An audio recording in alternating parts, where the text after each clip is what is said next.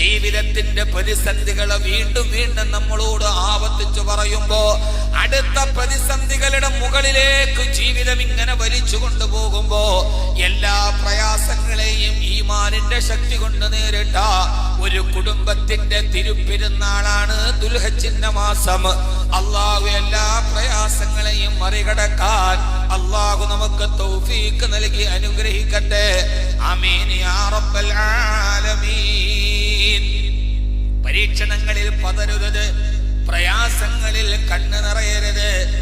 എന്തു വന്നാലും പിടിച്ചു നിൽക്കണം. ജീവിതം ഒന്നേയുള്ളൂ. അത് സങ്കടമാവാം, അത് സന്തോഷമാവാം, അത് സന്തോഷ സങ്കട സമ്മിശ്രമാവാം. എന്തായാലും അല്ലാഹുവേ, സന്തോഷ സന്താപ സമ്മിശ്ര സമരസങ്ങളിലാണെങ്കിലും സാഹസത്തിന് മുതരാതെ സഹനതയോടെ ഈ സാഹചര്യങ്ങളെ മറികടക്കാൻ അല്ലാഹു